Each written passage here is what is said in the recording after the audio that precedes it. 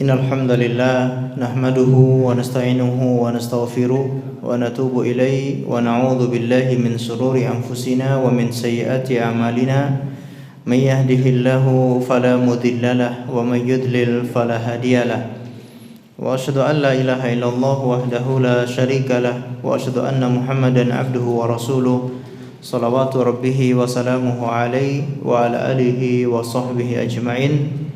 Amma ba'd, ma'asyiral muslimin wal muslimat, a'azzani Allah wa iyyakum.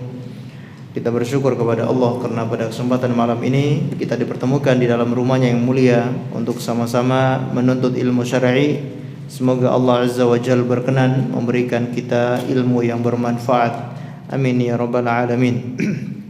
Salawat dan taslim semoga tetap tercurahkan kepada junjungan kita Nabi besar Muhammad sallallahu alaihi wasallam dan juga kepada seluruh keluarganya, para sahabatnya dan umatnya yang setia mengikuti tuntunannya sampai hari kiamat.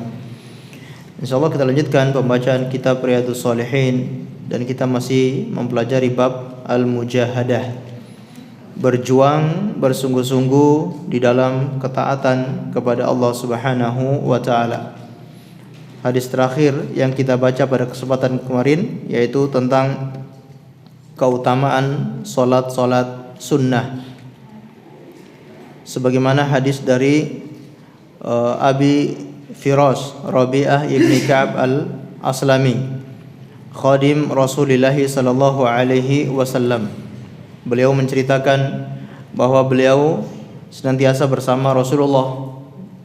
Beliau berkhidmat melayani kebutuhan-kebutuhan Rasulullah sampai Rasulullah berkata kepadanya, mintalah sesuatu kepadaku. Namun permintaan beliau adalah permintaan yang sangat besar, yaitu murafaqataka fil jannah. Aku ingin bersanding bersamamu di dalam surga. Maka Rasulullah mengulangi pertanyaannya lagi, awa ghairu dzalik, apakah tidak ada pertanyaan yang lain atau tidak ada permintaan yang lain? Maka kata beliau, itu saja yang saya tanyakan kepadamu atau saya minta kepadamu. Kata Rasulullah sallallahu alaihi wasallam, fa'inni ala nafsika bi kathrati sujud. Bantulah aku untuk dirimu dengan memperbanyak sujud. Hadis yang serupa juga dari Abi Abdillah yuqal Abu Abdurrahman Thauban maula Rasulullah sallallahu alaihi wasallam. Kata beliau, aku mendengar Rasulullah sallallahu alaihi wasallam bersabda, alaika bi kasratis sujud fa innaka lan tasjuda lillahi sajdatan illa rafa'akallahu biha darajatan wa hatta 'anka biha khati'atan. Rawahu Muslim. Dari Thauban, mantan budaknya Rasulullah sallallahu alaihi wasallam, kata beliau, aku mendengar Rasulullah sallallahu alaihi wasallam bersabda, alaika bi kasratis sujud, hendaknya engkau perbanyak sujud.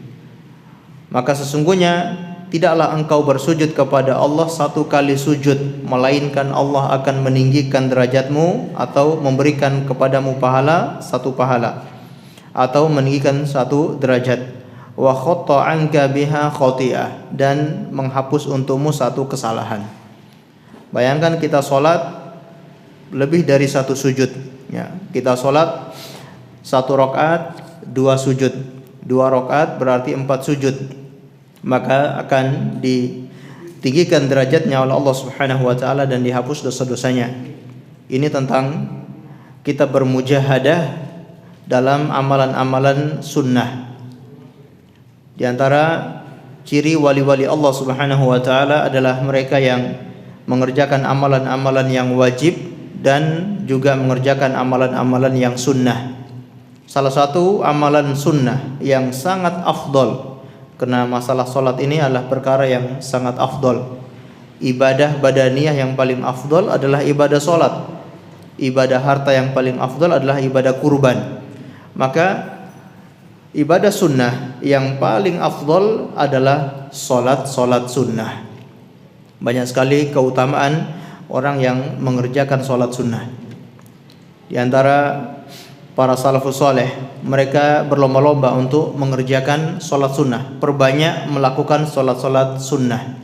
Disebutkan bahwa Imam Ahmad ibn Hanbal rahimahullahu taala, dalam sehari beliau mengerjakan 300 rakaat salat sunnah. Dalam sehari 300 rakaat. Dan disebutkan ketika beliau di penjara, beliau dihukum, sedang dicambuk, beliau mendirikan salat sebanyak 150 rakaat. Masya Allah, sedang di penjara saja, sedang dihukum saja, dalam kondisi sakit yang luar biasa, tapi beliau tidak pernah ketinggalan untuk salat sunnah. Masya Allah. Begitu juga diriwayatkan bahwasanya Uwais Al-Qarni, mungkin riwayat yang sering kita sebutkan, bagaimana disampaikan oleh Ar-Rabi ibni Haisham, qala ataitu Uwais Al-Qarni fawajadtuhu jalisan qad shallal fajri. Aku datang menemui Uwais Al-Qarni dan aku menemui dia sedang duduk setelah salat fajar. Faqultu la usyagiluhu an tasbih. Maka aku katakan dalam hati, aku tidak ingin mengganggunya di dalam tasbih. Aku tidak ingin mengganggu dia sedang bertasbih, sedang berzikir. Famakatha makanahu thumma qama ila sholati hatta shalla dhuhri. Maka dia duduk di tempat setelah salat subuh tadi sampai terbit fajar, dan dia berdiri untuk salat duha sampai datang waktu subuh. Thumma qama ila sholati hatta shallal asri. Ba'da subuh beliau pun berdiri lagi untuk salat sampai masuk waktu asar. Thumma hakadha hatta shallal maghrib. Kemudian dia duduk berzikir sampai masuk salat maghrib. Faqultu fi nafsi la budda min ayyarji'a liyuftir. Maka aku berkata dalam hati, aku menduga-duga setelah maghrib ini dia akan pulang untuk berbuka puasa, karena dari kemarin fajar belum makan sama sekali. Akan tetapi ba'da maghrib dia berdiri untuk sholat hatal isya, sampai masuk waktu isya. Aku pun berkata dalam hati, mungkin ba'da isya dia akan pergi untuk makan. Namun ba'da isya dia pun sholat sampai masuk waktu fajar. Begitu selesai fajar, dia pun duduk di tempatnya tersebut dan terkantuk sebentar. Fajalasa faghalabathu ainahu fantabaha wa qala. Dia duduk di tempat duduknya, tiba-tiba terkantuk sebentar, lalu dia pun sadar sambil berkata, Allahumma inni a'udzubika min ainin nawama wa min batnin la yashba'. Ya Allah, aku berlindung kepadamu dari mata yang selalu tidur dan dari perut yang selalu kenyang, atau dari perut yang tidak pernah kenyang. Masya Allah. Padahal dari kemarin itu beliau sholat, beliau beribadah, tidak pernah makan, tidak pernah tidur. Namun begitu terkantuk sebentar, beliau berlindung kepada Allah dari mata yang suka tidur dan perut yang tidak pernah kenyang. Fakultu hasbi ma ayantu wa raja'tu. Maka aku katakan cukup, aku tidak bisa bertemu dengan beliau. Ini riwayat-riwayat dari para salafus saleh, bagaimana mereka bersemangat bermujahadah terutama dalam mendirikan salat. Disebutkan dari Nafi' Maula Ibnu Umar. Nafi' budaknya atau mantan budaknya Ibnu Umar, kata beliau, kana Ibnu Umar yuhyi baina dhuhri wal asr. Bahwasanya Ibnu Umar itu selalu menghidupkan antara zuhur dan asar. Ba'da zuhur disambung lagi dengan salat sunnah sampai masuk waktu asar.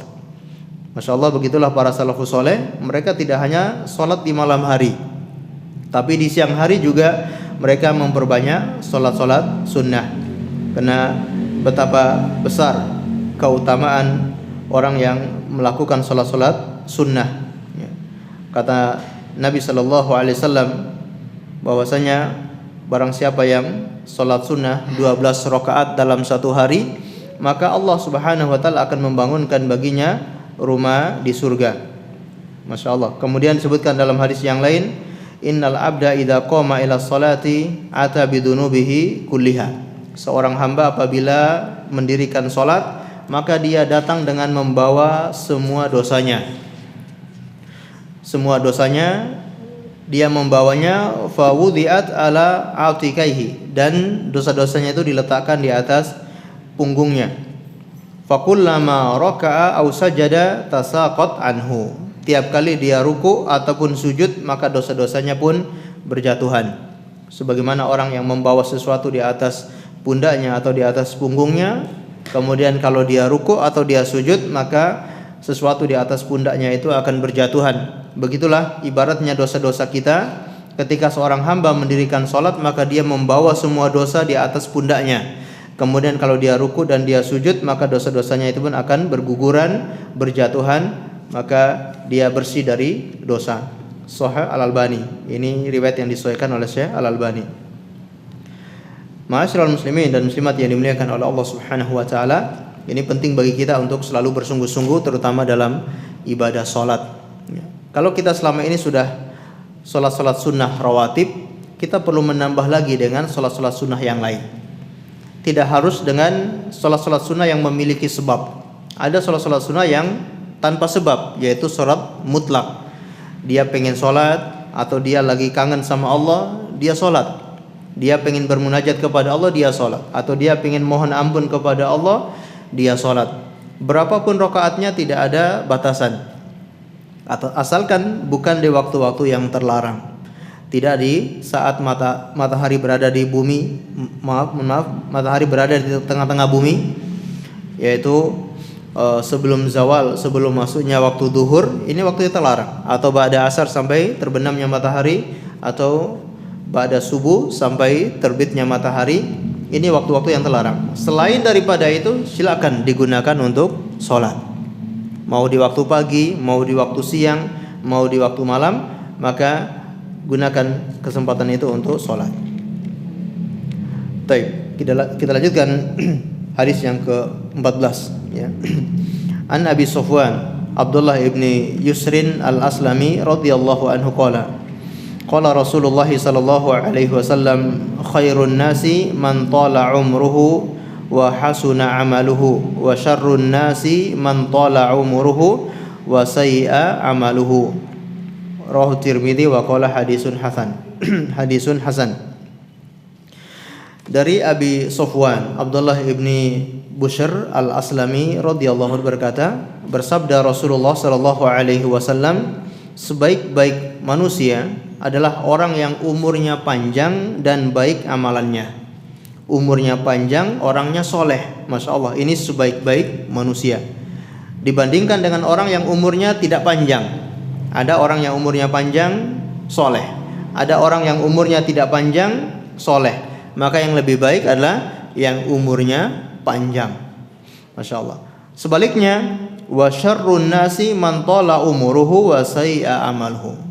Seburuk-buruknya orang, seburuk-buruknya manusia adalah orang yang umurnya panjang tapi buruk amalannya. Nas'alullah as-salamah wal afiyah. Karena ketika orang dikasih umur panjang, kemudian dia gunakan dengan sebaik-baiknya untuk beramal soleh, maka itu tambahan pahala bagi orang itu. Adapun orang yang meninggal dunia, dia tidak punya tambahan pahala sama sekali. Kalau sudah meninggal berarti terputus semua amalannya, kecuali kalau memang dia punya amalan-amalan yang pahalanya terus mengalir. Apakah sedekah jariyah, apakah punya ilmu yang bermanfaat, apakah anak soleh yang terus mendoakannya. Kalau dia tidak punya itu sama sekali, tidak punya sedekah jariyah, dia tidak punya ilmu yang bermanfaat yang terus diamalkan, maksudnya dia ajarkan kepada orang lain, kemudian orang itu mengajarkan lagi kepada orang lain sampai orang-orang mengamalkan dari ilmunya tersebut. Atau dia tidak punya anak soleh yang mendoakannya, namun dia soleh ya. Orangnya soleh, meninggal dunia, tidak punya amalan-amalan yang pahalanya mengalir, berarti dia tidak punya tambahan pahala sama sekali. Namun orang yang masih hidup, sekali saja dia beribadah, maka dia ada tambahan pahala, dan pahala itu akan dilipat gandakan oleh Allah Subhanahu wa taala. Setiap zikir saja yang dia ucapkan itu menjadi tambahan pahala. Kalimat subhanallah, kalimat alhamdulillah, kalimat la ilaha illallah wallahu akbar, atau kalimat istighfar, itu sudah bisa menggugurkan dosa-dosanya. Masya Allah, betapa betapa beruntungnya orang yang memiliki umur panjang, atau kita semua yang masih punya umur, kita semua yang masih dikasih kesempatan hidup oleh Allah Subhanahu wa taala. Masya Allah, ini beruntung, ini Masya Allah nikmat yang sangat besar ya. Maka setiap amalan yang dia lakukan itu menjadi tambahan pahala baginya. Sebagaimana kita juga ingat hadis yang disampaikan oleh sahabat Thalhah bin Ubaidillah. Beliau bermimpi bahwa ada dua orang yang ada di depan surga, di depan pintu surga, namun yang dipersilakan masuk surga lebih dulu adalah orang yang meninggal dunia belakangan. Sedangkan orang yang meninggal duluan, padahal dia itu berjihad di jalan Allah, tidak lebih dulu masuk surga.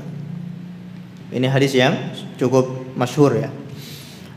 Maka Thalhah bin Ubaidillah menyampaikan kepada orang lain, kepada para sahabat yang lain, maka mereka pun membicarakan, kok bisa dia yang mati syahid, meninggal di medan perang, tapi masuk surganya belakangan. Adapun orang yang tidak berjihad, tidak mati syahid, dia meninggal di atas tempat tidurnya, tapi dia malah lebih dulu masuk surga.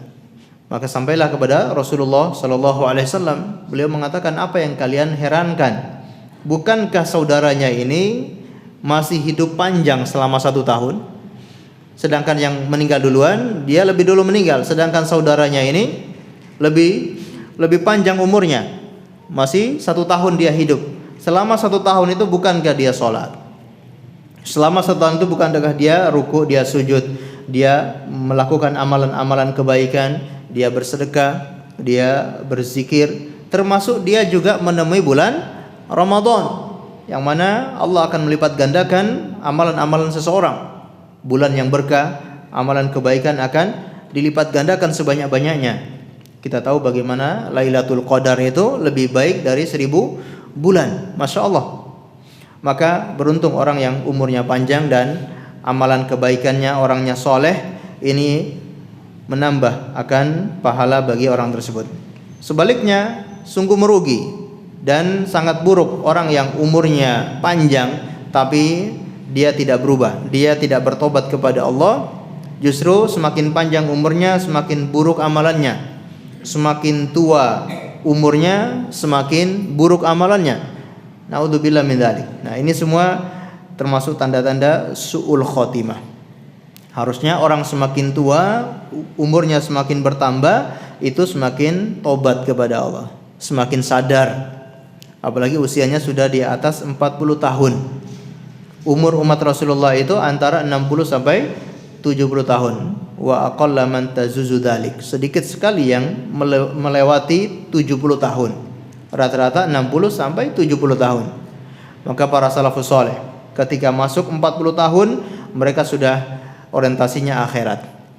Kalau sudah di atas 40 tahun, meninggalkan dunia, bahkan mereka cenderung menyendiri di rumahnya atau menyendiri di tempat ibadahnya untuk beribadah kepada Allah Subhanahu wa taala. Tidak terlalu banyak bergaul dengan orang lain. Tapi sebelum itu mereka bergaul. Sebelum 40 tahun mereka masih berteman sama orang lain, berkunjung ke sini ke sana, mereka masih ngobrol-ngobrol. Tapi begitu di atas 40 tahun, orientasinya sudah beda, yaitu fokus untuk ibadah kepada Allah Subhanahu wa taala. Ma'asyiral muslimin dan muslimat yang dimuliakan oleh Allah Subhanahu wa taala, hadis ini dibawakan oleh Imam An-Nawawi untuk menjelaskan kepada kita agar selalu bersungguh-sungguh untuk mengisi sisa-sisa hidup kita itu dengan amalan kebaikan. Karena setiap kebaikan yang kita lakukan itu akan menambah pahala bagi kita sekalian. Kemudian hadis berikutnya An Anas radhiyallahu anhu qala ghaba ammi Anas ibn Nadhr radhiyallahu anhu an qitali Badrin. Faqala ya Rasulullah, ghibtu an awwali qitalin qataltal musyrikin. La inna Allahu ashhadani qitalul musyrikina la yarayanna Allahu ma asna. Falamma kana yaumu Uhud inkashafa al-muslimuna faqala Allahumma a'tadhir ilaika mimma sana'a haula, yakni ashabahu, wa ubarri'u wa abra'u alaika mimma sana'a haula, yakni al-musyrikin. Thumma taqaddama fastaqbalahu Sa'ad ibn Mu'ad faqala ya Sa'ad ibn Mu'ad al-jannah wa rabbil Ka'bah inni ajidu riha min duni Uhudin rihaha min duni Uhudin. Qala Sa'ad famastata'tu ya Rasulullah ma sana'a. Qala Anas fawajadna bihi bid'an wa thamanina darbatan bisayf au ta'natan biramhi au rimyatan bisahmin wa wajadnahu qad kutila wa muthila bihil musyrikun fama arafahu ahadun illa ukhtuhu bibanani. Qala Anas kunna nara aw nadunnu anna hadhihi al-ayah nazalat fihi wa fi ashbahihi minal mu'minina rijalun sadaqu ma'ahadullah alaih. Surat Al-Ahzab ila akhiriha muttafaqun alaih. Taib, ini hadis yang lumayan panjang, yaitu dari Anas ibn Malik. Beliau meriwayatkan, kata beliau, ghaba ammi Anas ibn Nadhr. Pamanku yang bernama Anas juga, namun namanya Anas ibni Nadhr. Sedangkan sahabat yang meriwayatkan hadis ini namanya Anas ibni Malik. Pamannya bernama Anas ibni Nadhr. Pamanku Anas ibni Nadhr tidak ikut perang Badar, ghaib di perang Badar. Taib. Faqala, maka beliau pun berkata kepada Rasulullah, ya Rasulullah, ghibtu an awwali qitalin qataltal musyrikin. Aku telah ghaib di perang yang pertama ketika engkau memerangi kaum musyrikin. Seandainya Allah Subhanahu wa taala memberi kesempatan kepada saya untuk hidup atau untuk menyaksikan peperangan atau ikut di dalam perang melawan kaum musyrikin, la yarannallahu ma asna, maka Allah akan memperlihatkan apa yang aku perbuat. Falamma kana yaumu Uhud inkashafal muslimun, maka tatkala perang Uhud, maka barisan kaum muslimin pecah atau barisan kaum muslimin terbuka. yakni biasanya kalau ketika berperang barisan itu harus utuh ya, barisan itu harus kuat. Namun di saat perang Uhud kaum muslimin barisannya pecah, yaitu tercerai-berai ya. Nah, tercerai-berai. Faqala, maka beliau pun berkata, Allahumma i'tadar ilaika mimma sana'a haula. Ya Allah, aku minta udzur kepadamu atas apa yang diperbuat oleh mereka, yaitu para sahabatnya, para sahabat yang lain. Karena mereka ada yang lari, ada yang kocar-kacir dan seterusnya. Wa abra'u ilaika mimma sana'a haula, dan aku berlepas diri dari apa yang diperbuat oleh mereka, yaitu orang-orang musyrikin. Kemudian beliau pun maju ke depan, fastaqbala Sa'ad ibni Mu'ad, dan berjumpa dengan Sa'ad ibni Mu'ad. Lalu dia berkata, ya Sa'ad ibni Mu'ad al-jannah wa rabbil Ka'bah. Wahai Sa'ad bin Mu'ad, surga demi Tuhannya Ka'bah, yaitu demi Allah Subhanahu wa taala. Demi Allah surga, demi Allah surga. Inni ajidu rihaha min duni Uhud. Sesungguhnya aku telah mencium bau surga itu dari sisi Uhud ini, atau dari arah Uhud ini. Qala Sa'ad, maka Sa'ad berkata, famastata'tu ya Rasulullah, aku tidak mampu wahai Rasulullah berbuat sebagaimana yang dilakukan oleh Anas ibni Nadhr. Qala Anas, maka berkata Anas ibni Malik. Anas ibni Malik melanjutkan kisahnya. Fawajadna bihi bid'an wa thamanina darbatan bisayf. Maka kami mendapati Anas ibni Nadhr itu terdapat di tubuhnya 80 tikaman pedang, 80 tikaman dari pedang. Wa ta'nan birumhi, ataupun dari anak panah ya, atau tusukan dari tombak atau dari anak panah. Wajadnahu qad kutil, kami telah menemuinya sudah terbunuh ya. Dia melawan orang-orang musyrikin sampai terbunuh, di tubuhnya ada 80 tusukan.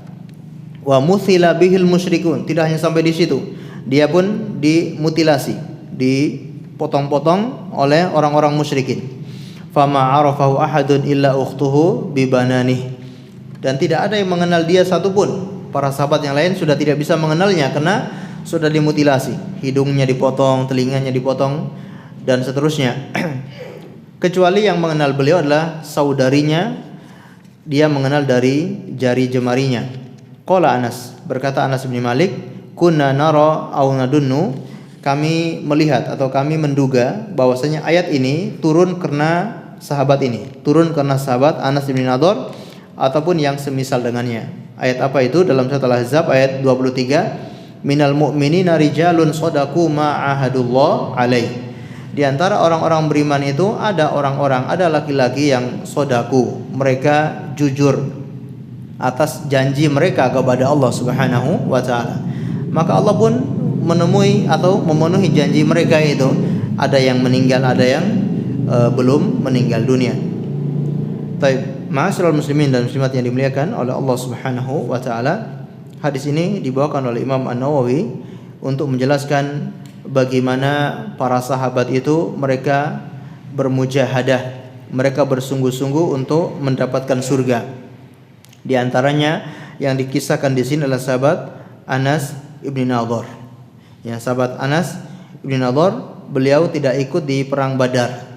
Karena di perang Badar itu memang tidak ada rencana berperang sama sekali. Rasulullah mengajak sebagian sahabat yang sudah siap saja, sedangkan sahabat yang belum siap tidak diajak untuk ikut perang Badar. Ketika dia berangkat untuk mencegah kafilah dagang Abu Sufyan ke arah Badar, maka ada sebagian sahabat yang pengen ikut, namun persediaannya tidak ada, hewannya juga belum sedia. Maka ada yang mengatakan, wahai Rasulullah, tunggu saya untuk mengambil hewan tunggangan dulu. Maka kata Rasulullah, tidak perlu, yang sudah siap saja kita jalan. Maka yang jalan ketika itu sekitar 300 orang. 300 orang dan tidak membawa senjata untuk berperang karena niatnya hanya untuk menghadang kafilah dagangnya Abu Sufyan. Ya, kafilah dagangnya Abu Sufyan. Abu Sufyan ini dia berdagang ke negeri Syam dengan hartanya kaum muslimin. Kaum muslimin ketika hijrah ke Madinah meninggalkan harta benda mereka. Hartanya, hewan ternaknya ataupun sebagian punya kebun yang sudah berbuah dan seterusnya. Nah, ini dibawa oleh Abu Sufyan untuk didagangkan di negeri Syam. Kaum muslimin ingin menghadang untuk mengambil kembali atau merampas harta tersebut. Mereka dengar Abu Sufyan telah datang dari Syam dan akan melewati Madinah, tapi melewati pesisir pantai, ya, daerah Yambu. Pantai di Madinah itu ya daerah Yambu, dan ini di sekitar atau Yambu itu setelah Badar. Ya, dari Madinah, Badar, kemudian Yambu, arah pesisir pantai. Baik, maka berangkatlah Rasul dan para sahabatnya berjumlah 300 pasukan. Sampai di sana ternyata Abu Sufyan sudah lolos, ya. Mereka tidak bisa menghalang kafilah dagang Abu Sufyan karena Abu Sufyan mengirim surat kepada orang-orang Quraisy untuk mengirimkan pasukan agar bisa menolong mereka. Maka kesempatan itu digunakan oleh orang-orang Quraisy untuk menunjukkan keangkuhan mereka dan kesombongan mereka, karena mereka merasa kuat ketika minta sebagian tentara atau sebagian orang untuk melindungi Abu Sufyan, justru mereka keluarkan 1000 pasukan lengkap dengan senjata untuk berperang, ya. Ini mereka berjalan dengan penuh kesombongan dan Abu Sufyan pun lolos, ya. Sampai di daerah Badar, Allah Subhanahu wa taala menurunkan perintah untuk berperang. Baik, setelah berperang ini ternyata banyak keajaiban-keajaiban yang terjadi di saat perang Badar. Ada yang yang darahnya harum, yang jasadnya harum. Orang-orang yang meninggal dunia di saat perang Badar itu mendapatkan keutamaan yang besar. Maka para sahabat yang tidak ikut perang Badar itu mereka antusias. Kalau ada perang lagi, saya betul-betul akan ikut, ya. Karena termotivasi karena saat perang Badar itu kaum muslimin mendapatkan keistimewaan, ya, keistimewaan berupa pahala dan juga balasan-balasan dari Allah Subhanahu wa taala. Termasuk mungkin kalau kita ingat faktor yang membuat Rasulullah dan para sahabatnya keluar dari Madinah untuk menghadang pasukan musyrikin di saat perang Uhud itu karena para pemuda yang tidak ikut perang Badar. Mereka antusias ingin berperang di luar. Kalau cuma di dalam Madinah, cuma bertahan di benteng berarti tidak menghadap musuh. Mereka pengen langsung berhadapan dengan musuh. Maka terjadilah pertempuran di perang Uhud.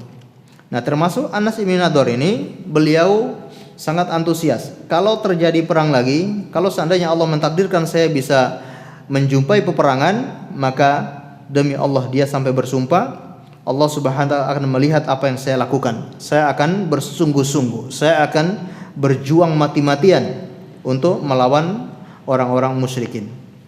Terbukti, falamma kana yaum Uhud, tatkala terjadi perang Uhud dan di pertempuran pertama kaum muslimin sudah menang. Orang-orang musyrikin sudah lari ke belakang. Namun karena ada kesalahan dari sebagian sahabat pemanah yang ditugaskan untuk memanah, sebagiannya turun untuk ikut mengumpulkan harta rampasan perang. Nah, itulah yang membuat pasukan kaum muslimin kocar-kacir, ya. Baik. Ketika pasukan kaum muslimin sedang seperti itu, maka tampillah sahabat Anas bin Nadhr. Dia berdoa kepada Allah ataupun minta ampun kepada Allah atas kesalahan sebagian sahabatnya, ya, sebagian kaum muslimin yang melakukan kesalahan. Ya, minta udzur ya Allah atas perbuatan sebagian sahabat kami yang awalnya disuruh jangan turun dari bukit pemanah itu, tapi mereka tetap turun. Sehingga itulah yang menyebabkan kekalahan bagi kaum muslimin. Dan aku berlepas diri dari perbuatan orang-orang musyrikin yang menyerang kaum muslimin dan menyerang Rasulullah sallallahu alaihi wasallam. Kemudian dia pun maju untuk bertempur. Sebelumnya dia bertemu dengan sahabat Sa'ad ibni Mu'ad, yaitu pemimpinnya suku Aus, ya.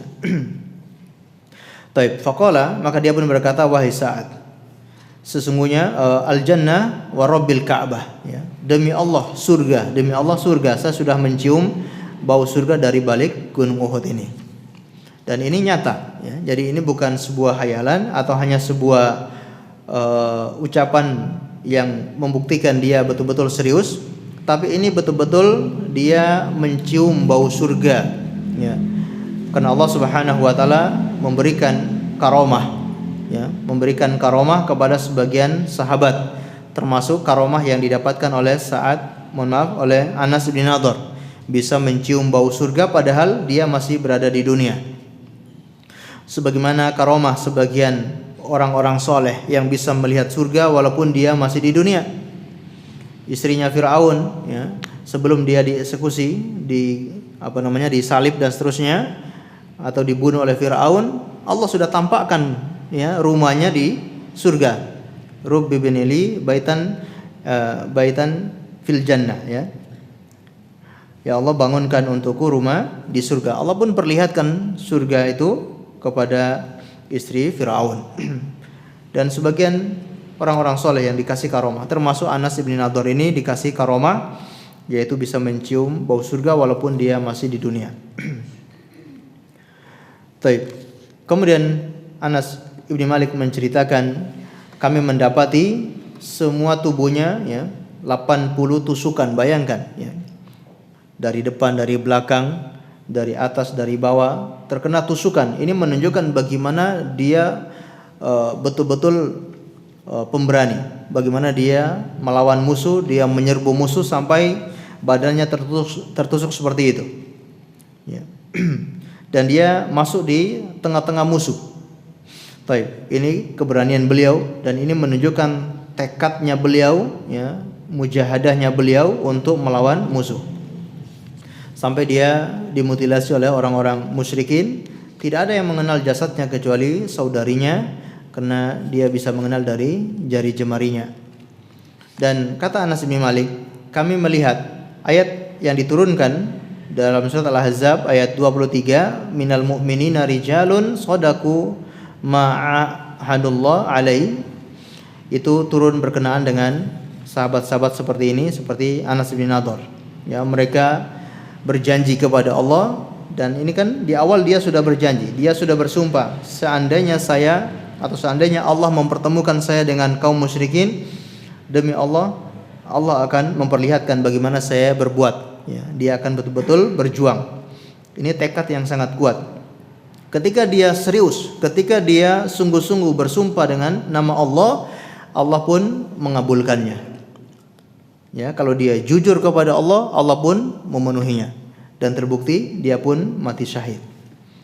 Sebagaimana juga seorang Arab Badui yang datang kepada Rasulullah, dia dikasih harta rampasan perang, dia tidak mau, karena bukan itu dia tujuan ikut berperang. Tapi dia mengatakan, wahai Rasulullah, tujuan saya ikut berperang agar saya terkena anak panah di leher saya dan saya mati fisabilillah, mati syahid, dan saya bisa masuk surga. Kata Rasulullah, kalau dia jujur, maka Allah pun akan memenuhi keinginannya. Dan terbukti setelah perang selesai, mereka menemukan orang ini tertembak atau terkena anak panah di bagian lehernya. Maka Rasulullah SAW pun mengkafani dengan baju beliau. Dan ada orang-orang di zaman kita ini ketika dia jujur kepada Allah, dia bertekad, dia mujahadah, Allah pun akan memenuhi janjian tersebut. Mungkin ada orang yang minta diwafatkan. Kalau dia jujur kepada Allah, bisa dia diwafatkan oleh Allah Subhanahu wa taala. Jadi mungkin ada orang-orang yang dia minta diwafatkan. Ya, karena dia mungkin sudah bosan hidup. Ya. Maksudnya dia sudah rindu sama Allah gitu ya. Jadi bukan bosan hidup, tapi dia sudah rindu sama Allah. Ya Allah, dia sudah betul-betul rindu dengan Allah, ingin ketemu dengan Allah. Ya, lalu dia minta kepada Allah, kalau dia jujur, Allah bisa mengabulkan permohonannya itu. Atau kita pernah mendengar cerita Malik Faisal, ya, salah satu raja Saudi Arabia, yang dia berjanji dengan nama Allah, kalau saya tidak bisa membebaskan Palestina, lebih baik saya mati. Itu sumpahnya dia, ya, sumpahnya Malik Faisal. Dia bersumpah, kalau saya tidak bisa membebaskan Palestina Al-Qudsi, lebih baik saya mati.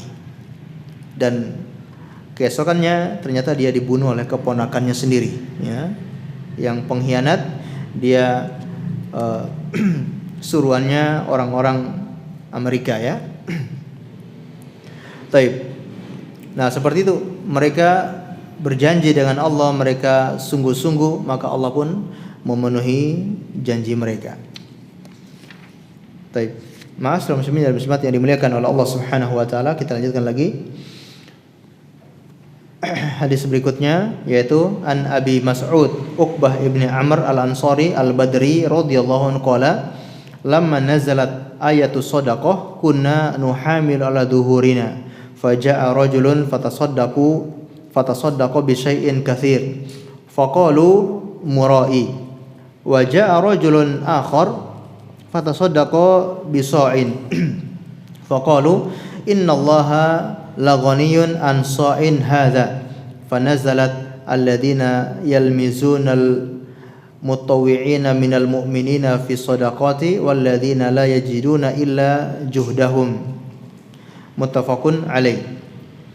Dari Abi Mas'ud Uqbah ibni Amir al-Ansari.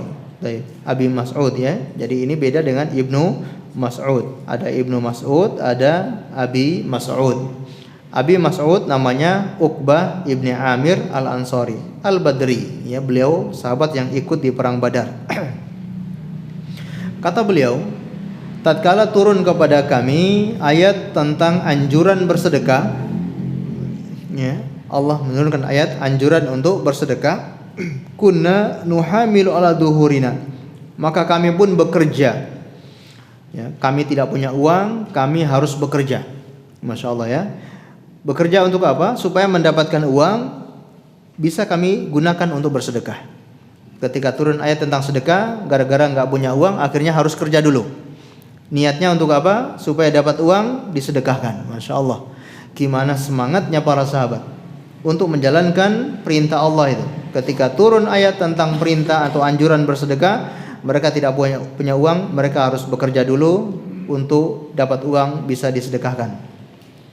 Faja'a rajulun fatasaddaqa bi syai'in, maka datanglah seorang sahabat, dia bersedekah dengan sesuatu yang banyak. Ya, begitu ada sahabat yang bersedekah yang banyak, Faqalu, maka orang-orang munafik ini berkomentar, murai, oh, orang ini riya ini. Ya, begitu datang ada yang sedekah banyak, wah ini riya, pengen dipuji. Wa jaa rajulun akhar fatasaddaqa bisa'in. Datang sahabat yang lain bersedekah dengan jumlah yang sedikit, yaitu hanya 1 sok, ya mungkin hanya 3 kilo gandum atau 3 kilo kurma dan seterusnya. Bersedekah cuma itu saja dengan 1 sok. Faqalu, maka mereka berkata, innallaha laghaniyyun an sa'in hadza. Allah itu tidak butuh dengan 1 sok ini. Lihat begitu bencinya orang-orang munafik dengan kaum muslimin. Begitu yang sedekah banyak mereka mencela, begitu yang sedekah sedikit juga dicela. Enggak ada yang lepas dari celaannya mereka, ya, semuanya dicela. Mau berbuat baik dicela, mau berbuat buruk juga dicela. Itulah orang-orang munafik.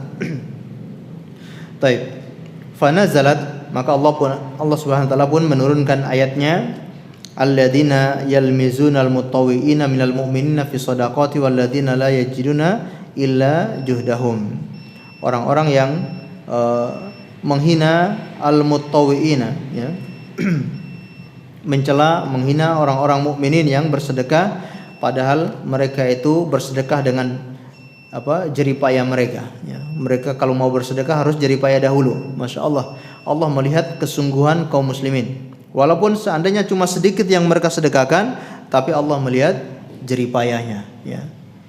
Dibandingkan kalau ada yang bersedekah banyak tapi jeripayanya tidak begitu besar ataupun keikhlasannya tidak begitu besar, maka bisa dikalahkan dengan orang yang sedekahnya sedikit tapi itu dia dapatkan dengan jeripayah yang luar biasa dan dia bersedekah dengan penuh keikhlasan.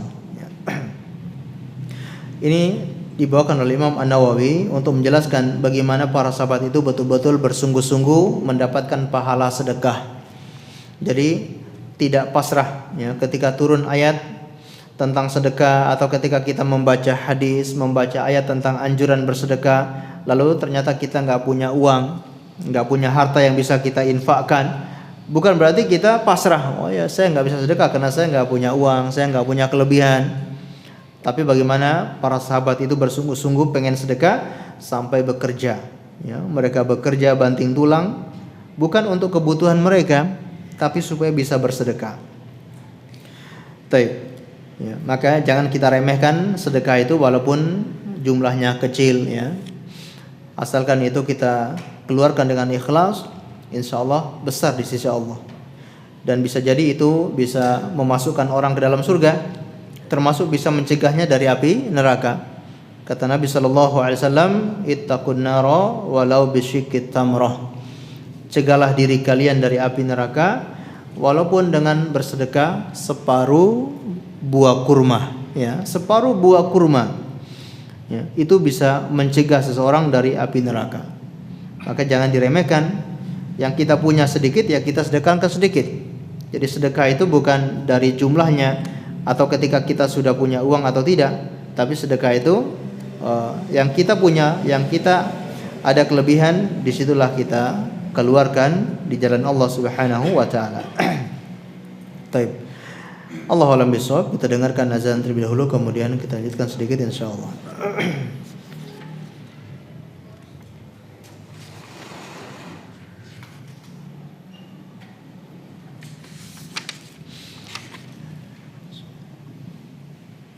Allahu Akbar,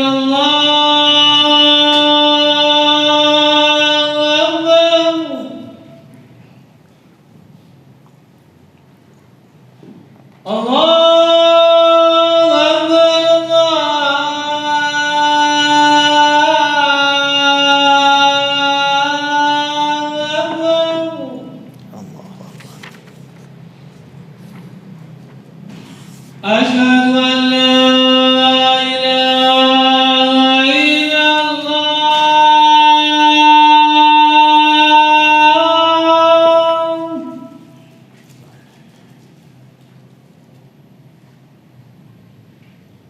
Asyhadu an la ilaha illallah.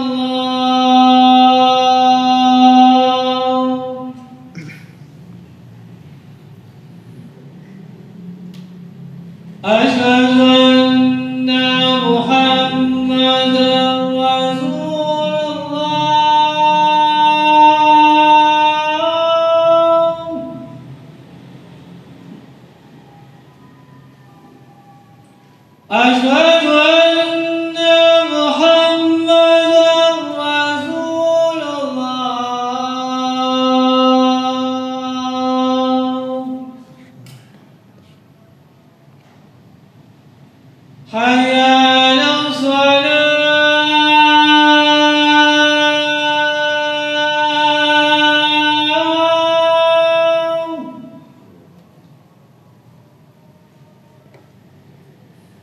حي على الصلاة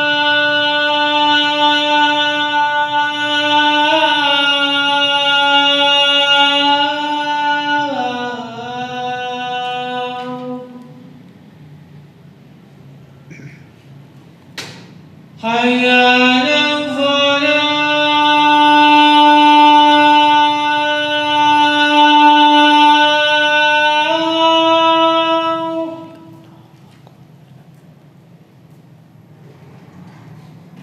حي على الفلاح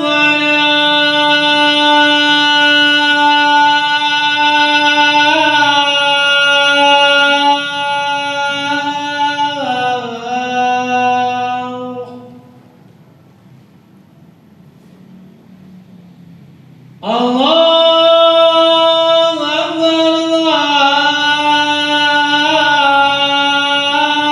أكبر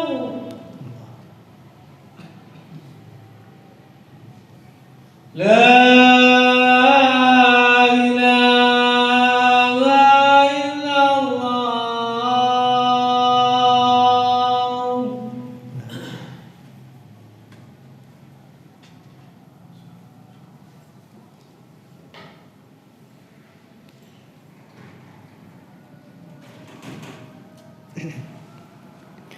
Baik.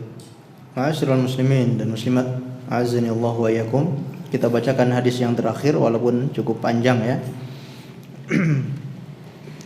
An Sa'id ibni Abdul Aziz, an Rabi'ah ibni Yazid, an Abi Idris al-Khawlani, an Abi Dar Jundub ibni Junadah radhiyallahu anhu, anin Nabi sallallahu alaihi wasallam fi ma yarwi anillahi tabaraka wa ta'ala annahu qala ya ibadi inni haramtu dzulma ala nafsi wa ja'altuhu bainakum muharraman fala tadzalamu ya ibadi kullukum dhalun illa man hadaituhu fastahduni ahdikum ya ibadi kullukum ja'iun illa man at'amtuhu fastut'imuni at'amkum ya ibadi kullukum 'arin illa man kasautuhu fastaksuni aksukum ya ibadi innakum tukhti'una bil-laili wan-nahar wa ana aghfiru dzunuba jami'a fastaghfiruni aghfir lakum ya ibadi innakum lan tablughu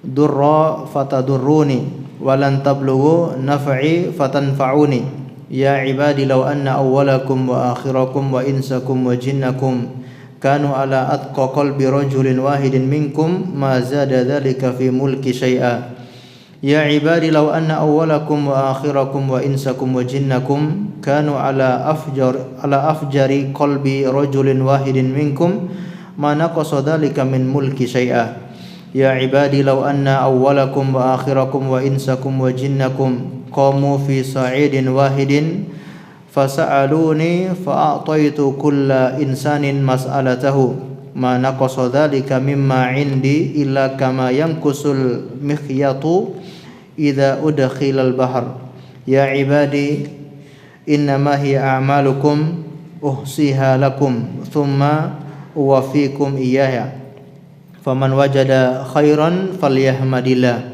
wa man wajada ghayra dhalika fala yalumanna illa nafsah. Taib, ini hadis yang agung ya dari Abi Dar Jundub bin Junadah radhiyallahu anhu dari Nabi sallallahu alaihi wasallam. Rasulullah SAW meriwayatkan dari Allah Subhanahu wa taala, ini hadis qudsi. Allah berfirman, wahai hamba-hambaku, sesungguhnya aku telah mengharamkan kezaliman untuk diriku dan aku menjadikannya haram di antara kalian, maka jangan kalian saling berbuat zalim. Kezaliman Allah haramkan untuk diri Allah. Padahal Allah itu maha kuasa, Allah maha bisa, terserah Allah, Allah punya kehendak, tapi Allah mengharamkan kezaliman untuk dirinya sendiri. Karena kezaliman ini perkara besar, sampai Allah mengharamkan untuk dirinya. Dan Allah pun menjadikan itu haram di antara kalian. Maka kata Allah, jangan kalian saling membuat zalim, saling mendolimi. Ya ibadi kullukum dhalun, wahai hambaku, kalian semua itu tersesat kecuali orang-orang yang aku beri hidayah. Maka mintalah hidayah kepadaku, pasti aku akan memberi hidayah kepada kalian. Wahai hamba-hambaku, semua kalian itu dalam kelaparan kecuali yang aku beri makan. Maka minta makanlah kepadaku, aku akan memberi makan kepadamu. Wahai hamba-hambaku, semua kalian itu tidak memiliki pakaian kecuali yang aku kasih pakaian. Maka mintalah pakaian kepadaku, aku akan memberikan pakaian kepada kalian. Wahai hamba-hambaku, sesungguhnya kalian itu selalu berbuat salah di malam hari maupun di siang hari. Pasti kalian selalu berbuat kesalahan di siang hari ataupun di malam hari. Wa ana aghfirud dzunuba jami'a, dan akulah yang akan mengampuni semua dosa-dosa itu. Fastaghfiruni aghfir lakum, maka mohon ampunlah kepadaku, aku akan mengampuni kalian. Wahai hamba-hambaku, sesungguhnya kalian tidak akan bisa memberikan mudarat kepadaku sedikit pun, dan kalian tidak akan bisa memberikan manfaat kepadaku sedikit pun. Wahai hamba-hambaku, seandainya manusia paling pertama dan paling terakhir di antara kalian, baik dari kalangan manusia maupun dari kalangan jin, mereka kanu ala atqa qalbi rajulin wahidin minkum. Semua manusia dan semua jin dari awal sampai akhir semuanya bertakwa sebagaimana takwanya orang yang paling bertakwa di antara kalian. Seperti bertakwanya Rasulullah sallallahu alaihi wasallam. Semua manusia dan semua jin bertakwa seperti takwanya Rasulullah, itu semua tidak menambah sedikit pun di dalam kerajaanku, tidak mengangkat kerajaanku sedikit pun. Ya ibadi law anna awwalakum wa akhirakum wa insakum wa jinnakum kanu ala afjari qalbi rajulin wahidin minkum ma naqasa dzalika min mulki syai'a. Seandainya semua manusia dari awal sampai akhir, semua jin dari awal sampai akhir semuanya paling buruk, ya, sebagaimana buruknya manusia yang paling buruk, semuanya seperti Firaun misalkan, maka itu semua tidak akan mengurangi kerajaanku sama sekali, tidak akan mengurangi kemuliaanku sama sekali. Kemudian kata Allah Subhanahu wa taala, wahai hamba-hambaku, seandainya manusia paling pertama di antara kalian dan paling terakhir di antara kalian, baik dari kalangan jin maupun dari kalangan manusia, mereka semua berdiri di satu tanah lapang dan masing-masing meminta kepadaku permintaannya masing-masing. Setiap orang, setiap jin meminta permasalahannya masing-masing.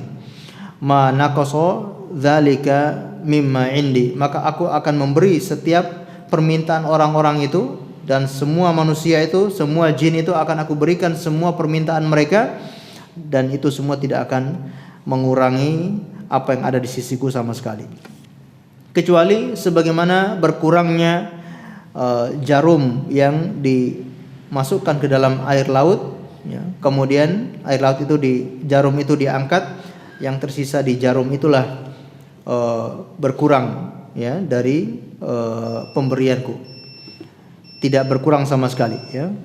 Yang Allah miliki lebih banyak dari apa yang Allah beri kepada manusia dan jin. Kemudian kata Allah Subhanahu wa taala, wahai hamba-hambaku, innama hiya a'malukum uhsiha lakum, sesungguhnya amalan kalian itu untuk kalian. Jadi amalan kalian itu bukan untuk saya sama sekali, bukan untuk meninggikan derajat saya, bukan untuk mengurangi derajat saya kalau kalian berbuat dosa, tapi semua amalan kalian mau baik mau buruk itu untuk kalian saja. Kemudian akan dikembalikan kepada saya, semuanya akan dikembalikan, yang baik dikembalikan, yang buruk juga akan dikembalikan. Orang jahat dikembalikan, orang baik akan dikembalikan. Faman wajada khairan falyahmadillah, siapa yang mendapatkan dirinya berbuat baik, mendapatkan amalan kebaikan, punya pahala, maka dia bersyukur kepada Allah, dia memuji Allah. Dan barang siapa yang mendapatkan selain daripada itu, balasannya ternyata balasan yang buruk, maka jangan mencela siapapun, jangan menyalahkan siapapun, kecuali salahkan dirimu sendiri. Karena kita semua sudah dikasih petunjuk, semua sudah dikasih perangkat, ya. Dikasih perangkat, dikasih pendengaran, dikasih penglihatan, dikasih akal pikiran, Silakan kalian hidup di dunia ini, yang baik silakan, yang buruk silakan. Yang baik tidak akan berpengaruh kepada Allah, ya, tidak akan meninggikan derajat Allah. Yang buruk tidak akan merendahkan derajat Allah Subhanahu wa taala. Tapi itu semua untuk diri kalian. Maka kalau yang berbuat baik itu untuk dirinya, dia akan mendapatkan kebaikan, sedangkan yang berbuat keburukan, dia jangan mencela, dia jangan menyalahkan siapapun, dia salahkan dirinya sendiri. Ini hadis yang sangat agung, disebutkan oleh Imam An-Nawawi di sini bahwasanya kana Abu Idris mohon maaf, disebutkan oleh Sa'id, ya, dibawakan oleh Imam An-Nawawi, karena Abu Idris perawi hadis ini, idza hadatsa bi hadzal hadis jasa ala rukbatai, apabila menyampaikan hadis ini dia meletakkan lututnya di atas tanah, ya, saking agungnya hadis ini. Dan kata Imam Ahmad Ibn Hanbal, tidak ada hadis yang diriwayatkan oleh penduduk Syam lebih mulia, lebih agung daripada hadis yang kita baca ini. Allahu a'lam bishawab. Padahal ini insyaallah sangat banyak poin dan banyak ilmunya, namun karena waktunya terbatas dan kita cukup sampai di sini. Insyaallah kita lanjutkan mungkin ba'da Ramadan, ya. Masyaallah, libur panjang. Ya, senang ya, masyaallah. Libur panjang itu, ya. Insyaallah kita lanjutkan nanti di bab yang baru. Allahu a'lam bishawab. Baik, kita akhiri dengan membaca doa kafaratul majlis. Subhanakallahumma bihamdika asyhadu an la ilaha illa anta astaghfiruka wa atubu ilaik. Wa sallallahu ala nabiyyina Muhammad wa ala alihi washabbihi wasallam. Terima kasih atas segala perhatiannya. Mohon maaf atas segala kekurangannya. Assalamualaikum warahmatullahi wabarakatuh.